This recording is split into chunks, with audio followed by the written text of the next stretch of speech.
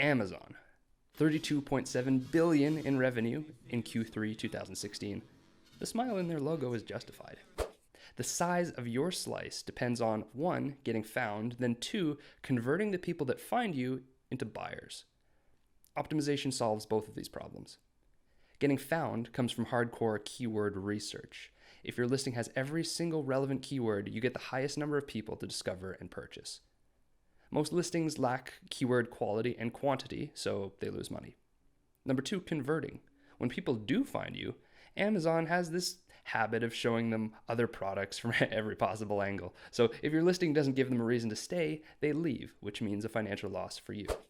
This is a yin-yang of listing optimization. Gritty, hardcore keyword research for robots. That's science. Create great sales copy to convert people. That's art. You need both to win because Amazon's system shows your product to people because of keywords and people buy because of sales copy. So now I'll present the complete anatomy of an Amazon listing and exactly how I make both robots and people happy. You'll have a fully optimized asset that generates income for years to come. How does that sound? Let's get into it. To edit a listing that you're selling, you need an Amazon Seller Central account. So hop to sellercentral.amazon.com and go to Inventory, Manage Inventory, and click Edit next to the listing you'd like to optimize, and you're in. We'll cover the 10 things that make a winning listing. Title, price, photos, bullets, description, search terms, other keywords, category, PPC keywords, and fulfillment method. So let's start with the title. Luckily, Amazon tells you how to optimize the title. In the article, Optimize Listings for Search and Browse. I'll leave the link right here and in the video description. Let me tell you a story. In the early 2010s, Amazon titles had generous character limits and little regulation. Here, seller, take 500 characters and write whatever you want. Of course, people stuffed titles with keywords for maximum ranking, which logically makes sense, and then stuck their private label meat thermometer in it for good measure. This is a good title for robots, bad for people. It's messy and hard to read. Remember, balance. Yin-yang. So in the late 2010s, Amazon policy began to favor keyword-rich but concise titles with shorter character limits. I find that these days, sellers should keep their titles between 150 and 200 characters. Exact limits vary by category, so you should check that out. But here's an example. And here is my formula for the perfect title. Main keyword, by brand name, hit 3 keywords with high search volume, plus value prop, plus style or quantity if applicable.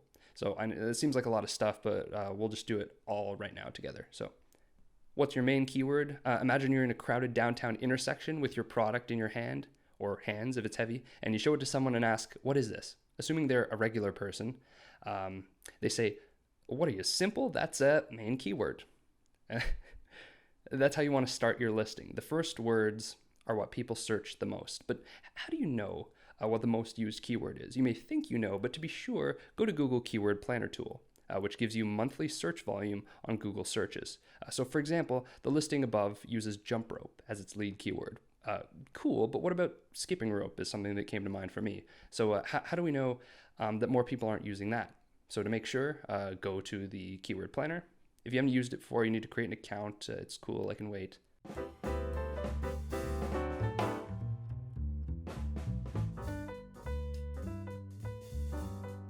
So the results, jump rope, 1,000 to 100,000 monthlies, skipping rope, same range. When it's a draw like this, lead with the keyword that describes your product more accurately.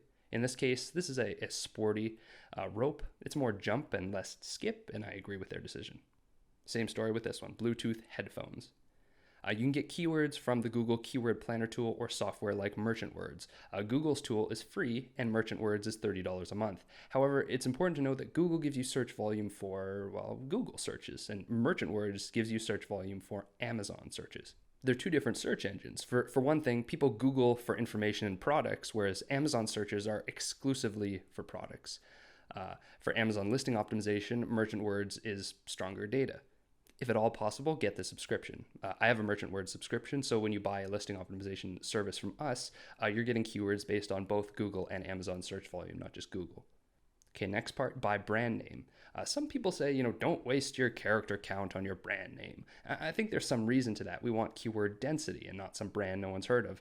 However, if you never broadcast your brand name, the brand never gets built. Include the brand name so that customers notice you, they have good experiences, and eventually want to buy exclusively from you. With so many options on Amazon, you must foster loyalty, which begins with awareness. The AIDA model, a classic marketing concept, explains that the path to a purchase, which is an action, starts with awareness, then escalates to interest, desire, then action. This separator thing, I like this. I have no idea what it's called. If you know, do leave a comment. It's achieved by typing shift and then backslash, or you can use a hyphen. I'm not even mad. This chunks your title into parts, making it easier for buyers to read and understand. Now I say hit 3 keywords with high search volume. After this break, the separation, get 3 strong keywords in. Think of it as a Venn diagram, right? You want the keywords with the highest search volume that are also the most descriptive of your product, the most true to your product. And a value prop. This is a crisp encapsulation of how life will be better when the customer buys your product. They'll repeat it to their friends, and their friends should say, wow, that's pretty cool. Great ones get clicks. Here are a few from outside the Amazon FBA world because ultimately this is a business, not just an Amazon business. Dollar Shave Club, they sell razors. A great shave for a few bucks a month. Tortuga backpacks, everything you need without checking a bag. Like on airplanes and stuff. Vimeo, make life worth watching.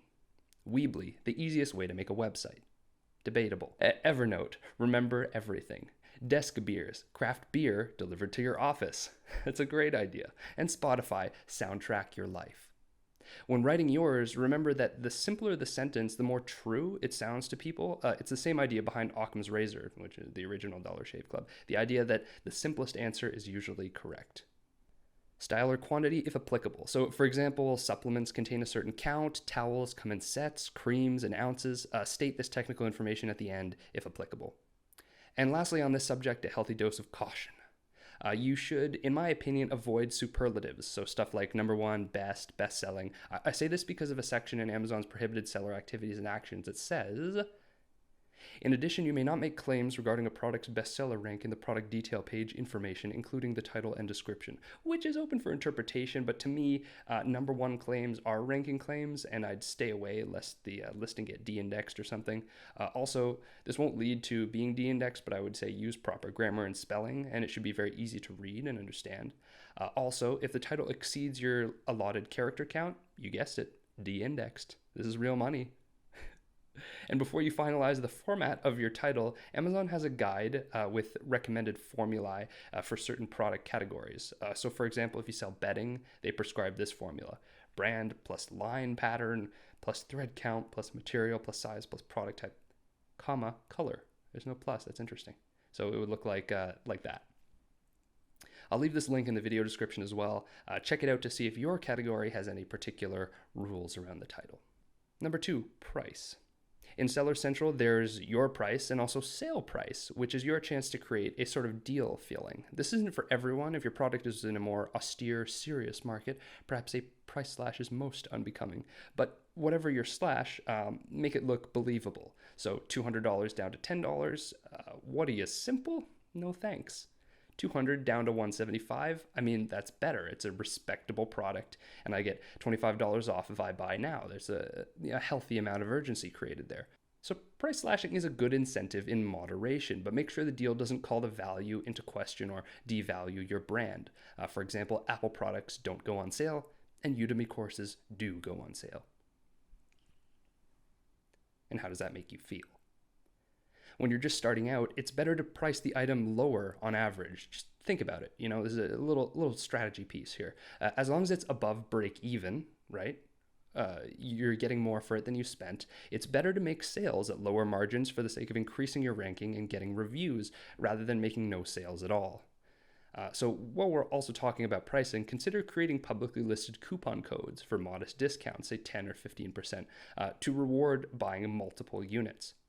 You can control this in the Promotions tab in Seller Central. They'll show up under Special Offers and Product Promotions. This is a sort of a can't hurt, might help tactic. It really makes sense with consumables or giftable items where value increases with quantity. Your title gets you found, but your photos make people click on your listing as opposed to other ones. Amazon sellers currently have 7 visible photos that they can use, which are 7 different chances to sell. So what do? Well, here's the magic distribution. There's one main photo of just the product on white, and it fills at least 85% of the frame. Then 3 glamour or detail shots on white. Show off the curves, contours, detail, the texture, stimulate the senses. Because the buyer can't be there in person. It's the next best thing. And then 3 lifestyle or benefit shots. These include photos of people using the product, written benefits, mentions of your guarantees, etc. Some call these hero images because they allow the buyer to look at the photo and project themselves as the hero in the post-purchase fantasy life. Images with other humans convert higher than photos of just product because humans naturally project themselves into the driver's seat of any image. Let me show you some Amazon Prime examples. Silicone wedding rings, Himalayan salty salt lamp, hammocks. You can't help it, right? You look at these photos of these people and you project yourself into their shoes. They're giving and receiving love. They're working hard at their desk. Relatable, anybody? And they're somehow energized and on another level that you can only access with your product. And most important, they're happy, right? And that's what you want. That's what we all want. People don't buy your product. They buy what it does for them. And on a tactical note, there's some interesting stuff going on, like composite images to show different use cases and editing photos to include customer reviews. Now we have some technical specs for the photos, and who better to tell you about them than Amazon itself. I have all the specs in the written version of this walkthrough. I'm not going to list them out here because it's just saying a bunch of numbers and codes and stuff. It's not very interesting. So in terms of photos, how do you actually make it happen? You have 2 options. You hire a professional or you do it yourself. Option 1, the professional. As an entrepreneur, it's better not to spend your time learning how to be a photographer. It takes time from your main objective, which is sales, and someone else is better at it than you already, so outsource. If you send me an email, it's hello@asteroidaim.com. I'll recommend someone tailored to the needs of your product. I can get you insider pricing, of course. I think I'll do what I can. And then option 2 is to do it yourself. You could create a DIY light box that properly diffuses white light. We built one of these in the office back in the day. Sometimes it's nice to have full control over the angles and composition of your listing photos. Also, to be perfectly honest, phone photography is improving every second. There are apps like Camera Plus that enhance the natural capabilities of the iPhone's native camera. At this point, phone cameras can do Amazon listings pretty comfortably. Of course, if you'd rather outsource, there's good sense in that. Photography is key to Amazon conversions, so investing in good photos will earn you money in the long run. As with writing the listing itself, spend on quality because it pays itself back in the long run. Number 4, the bullets. We are so close to making that sale. The buyer finds your product on Amazon, based on keywords and your title and the rest of the listing. They click on the listing because of the pristine main photo. They're on the listing and the rest of the photos look good, but they need some convincing. So they start reading your bullets and ask the universal buyer's question. What's the question? Just think about it for a second. The universal buyer question is, what's in it for me? If they value the perceived benefit of your product more than they value their money, the scale tips and they buy it. But how do you convince them that this purchase is worth more than their money? It's pretty simple. You pitch using unstoppable human biological desires. Here's the timeless strategy to sell anything. The Life Force 8 from Drew Whitman's book, Cashvertising. There are, it turns out, 8 biologically programmed desires that everyone has. If you appeal to these in your Amazon bullet points and description, customers will be motivated to buy and they won't necessarily know why. So, no big deal. The following 8 things dictate all of our decisions for life. They are survival, enjoyment of life, and life extension. Number 2, enjoyment of food and beverages. Number 3, freedom of fear, pain, and danger. Number 4, sexual companionship. Number 5, comfortable living conditions. Number 6, to be superior, winning, keeping up with the Joneses. Number 7, care and protection of loved ones. And number 8, good old social approval. I'll give you an example. Perfume and cologne, they're body fragrances. I mean, really? They're magic scented water that you spray on your body for $100 a bottle. That's not necessary for survival. But that doesn't matter because the fragrance industry sells using the Life Force 8.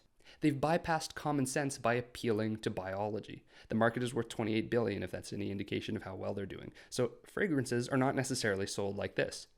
This fresh-smelling cologne comes in a modern 30-milliliter bottle that dispenses a scent other people love. Yes, that's what it physically does, but those are features, not benefits. It doesn't hit you on a biological level. Fragrances are more often than not sold like this.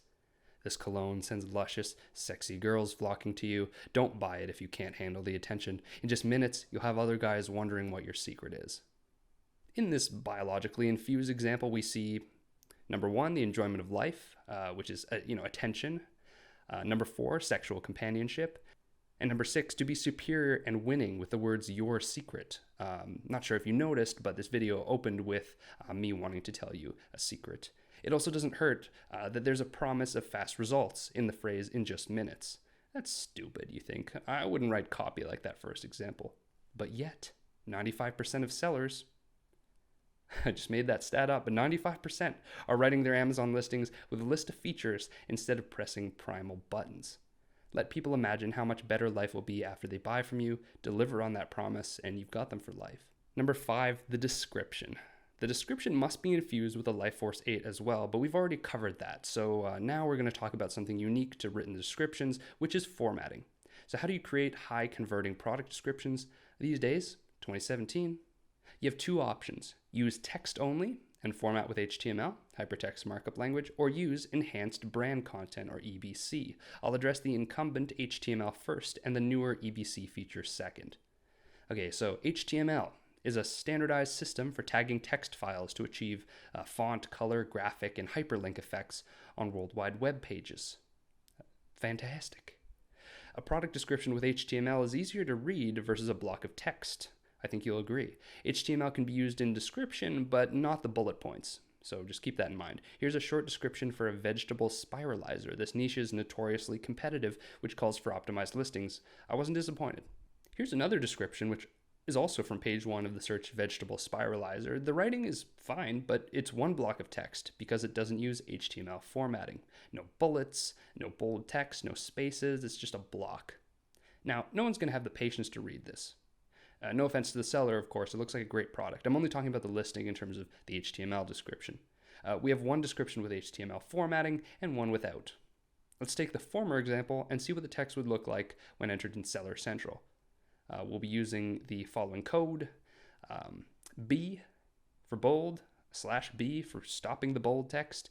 Same thing with paragraphs. It's P and then /P. And you'd write something like this in Amazon to display the description down in the screenshot above. Of course, if you just look at HTML in a Word document or something, it's ugly. But if you paste this baby into Amazon, watch it emerge as a masterful sales asset. And you'll notice that this listing even ends with a little call to action. Choose the Briefton's 5-blade spiralizer now. Compare that to just choose the Briefton's 5-blade spiralizer, and you'll realize the power of now. That's a little Eckhart Tolle pun for those who are so inclined. Sorry about that. Now, there are 3 power words that can help you sell more units. I'll just put them in here because I encourage you to include them in both the bullets and the description. The word because. Robert Cialdini asserts that when we ask someone to do us a favor, we will be more successful if we provide a reason. People simply like to have reasons for what they do. So this example was, say you're standing in line for the copy machine and you want to cut the line. What do you say to the person who's currently using the machine in order to cut the line? Here's our first attempt. Excuse me, I have 5 pages. May I use the Xerox machine? That had a 60% success rate. Attempt number 2. I have 5 pages. May I use a Xerox machine because I'm in a rush? 94% success rate. See the word because there. You give them a reason and they say, oh, that must be logical because there is a reason, regardless of what the reason is. And even more ridiculous, attempt number 3. Excuse me, I have 5 pages. May I use a Xerox machine because I have to make copies? 93% success rate, even though that's nowhere close to a good reason. Everyone needs to make copies. That's why they're there. It's ridiculous, but highlights the power of the word because. I encourage you to use it. Use the word value instead of price. Value is about advantages. Price is about what the customer loses in the form of money spent. People are programmed to avoid loss more than seek gains. It's a phenomenon called loss aversion. You may have noticed that I began this video by explaining how I was losing money on Amazon and described listings as bleeding cash.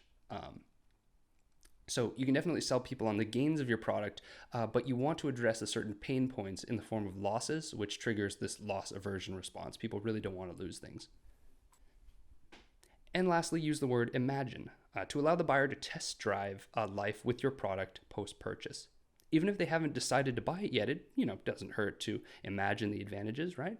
Just imagine it. There's no commitment there. All right, now let's discuss the newer, possibly cooler, Amazon Enhanced Brand Content, EBC. Your other option for the description is to ditch the HTML altogether and add images and text, all in a selection of formats. I think we can mostly agree it looks great, objectively better than plain text, so I imagine it does convert better. That said, some reviews of the program indicate that EBC content doesn't index in Amazon's search engine, so you don't currently, as of early 2017, have a ranking benefit from written EBC content included in the same way that HTML text descriptions have, with some accounts indicating a drop in sessions after switching over.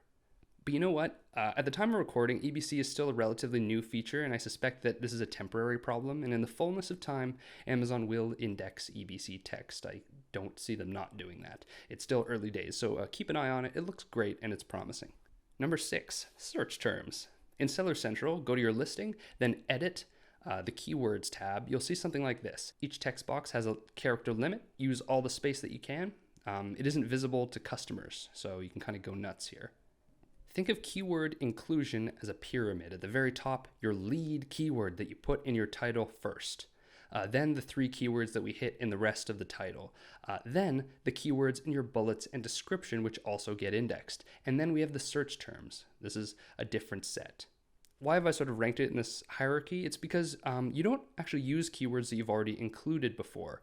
So repeat keywords are redundant and don't grant you any extra ranking power, as articulated in Amazon in their international smash hit, Optimized Listings for Search and Browse, won the Cannes Film Festival in 2019.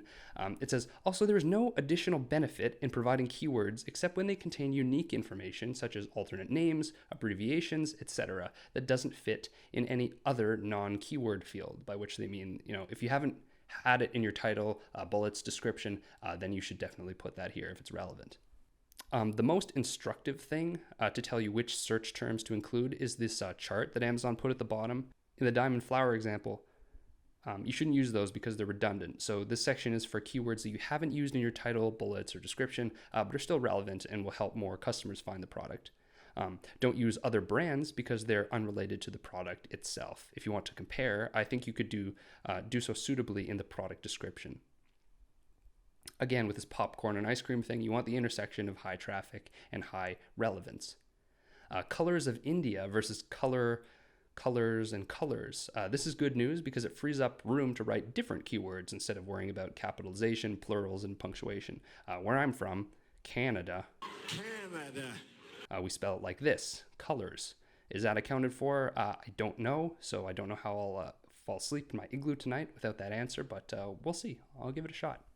Lord of the Rings and LOTR, so abbreviations are recommended. Alternate names for the product. Again, just hop into the Google Keyword Planner tool and search keyword ideas to see what else people are looking for. Related subject matter and characters. I'll also add that if you're an insider in the niche in which you're selling, which is of course preferable, then include as many insider terms as you can here, something only hunters, biologists, or Canadians would understand. What do we all have in common? We all have to wrestle a polar bear as a rite of passage. Between Google Keyword Planner Tool, Merchant Words, and other free online tools like keywordtool.io, you should be just fine. If you choose to work with my team, we have Merchant Words, which saves you time spent in research and writing, and also about $30 a month. 7. Other keywords. Once you enter your search terms in the back end, you'll see some other fields. These are particular to your product, and from what I can tell, this is a can't hurt, might help scenario. But honestly, not all tasks are created equal. Considering Pareto's principle, your title, bullets, description, and photos will account for 80% of your results, and stuff like this sort of falls by the wayside. It's not as important. So give those fields all of your most relevant keywords, and if you have keywords that A, have not been used, and B, also apply to the attributes that Amazon's asking for in these additional fields, go for it. Similar to the search terms section, the terms you enter here depend on your product, so there's no set prescription for this. Okay, number 8, category. When editing your listing, head to more details, then find category item type. This allows you to classify your item as you see fit. The key here is accuracy. The category should be true to the product. This affects your sales a lot because shoppers often browse by category. So if you're in a category that's not relevant to you, no sales, right? The easiest way to determine what category to choose is to look at a batch of 15 competitors, if there are any, Mr. Blue Ocean Strategy, huh? And see how they're categorized. Then check their estimated monthly revenue with a tool like Jungle Scout to see if there's a correlation between where certain listings are categorized and their revenues. So here's an action plan for you. Scenario 1, all your competitors are in the same category and have good revenues. So in that case, I recommend to use the same category. Scenario 2, your competitors are all in the same category and have bad revenues, which begs the question, what are you going to do differently? Scenario 3, if competitors are in various categories, check their monthly revenues to find a correlation between what category they're in and how well they're selling. Scenario 3.1, if you find the category doesn't affect revenue, choose the category that's more accurate for your particular product. 3.2, if the category does affect revenue, choose the category with more revenue. Pretty straightforward. And remember, some Amazon categories require sellers to be ungated in order to sell there. So of course, don't choose a product category that you're not allowed to sell in. Here's the full list of Amazon's gated categories. The most notable ones include beauty, clothing, and health and personal care. PPC Keywords, number 9. Do you run Amazon pay-per-click ads? You should. Aside from allowing you to buy your way to page 1 in about 30 minutes, PPC has a positive side effect, listing optimization. You may not have seen this coming, so just go through your ads, find your keywords that have an ACOS below 25%, and see if you can work them into your listing's title, description, headline, and back-end keywords. Some will integrate really well. So for example, I had a client who sold silicone baking mats, and they were one of the first. I'm just kidding, they're probably number 245 in the silicone baking mat market. Anyway, after running Amazon PPC for about 3 months, they found that the keyword silicone baking pan earned them $4 for every $1 that they spent on ads, which is a 25% ACOS. It wasn't intuitive, because that's a different product than a baking mat. But it turned out that people who were searching for pans bought mats. So they took this winning keyword and put it into a bullet point. I don't quite recall what it said, but it was something like the ease of tinfoil and the reusability of a silicone baking pan. And so they ranked higher for the word silicone baking pan because the keyword was in the listing informed by PPC, and they made an extra around $55 a day on this one change, which is not bad for one change. It's the art of enhancing your listing over time based on fruitful keywords. The more ads you run, the better your listing gets. How beautiful is that? You are most welcome to use this one. And number 10, fulfillment. Use FBA, fulfilled by Amazon, and not FBM, fulfilled by merchant, which means shipping yourself to Amazon customers. Aside from handling your shipping and most customer service, using FBA makes you instantly eligible for Prime 2-day shipping. Plus, there is colloquial evidence to suggest that Amazon favors FBA-fulfilled listings in search results, and why wouldn't they? Amazon increases their revenue that way. So, if at all possible, use FBA, fulfillment by Amazon. Wow, that is it. What a journey. You've made it this far. I feel like we're friends now, and I think you deserve a reward. If you'd like our team to optimize your title, bullets, description, and search terms for you, enter this code on our website and get a discount on your listing optimization service. It's only fair because, you stuck through this whole thing. Work with us, and we'll deliver a powerful, efficient asset that makes recurring income for years to come. We guarantee that you'll be happy with it or your money back. We even do revisions if you need to, so that what we deliver is true to your vision. Let's work together on this. Thanks a lot for watching. My name is Patrick, and I'll see you in the next one.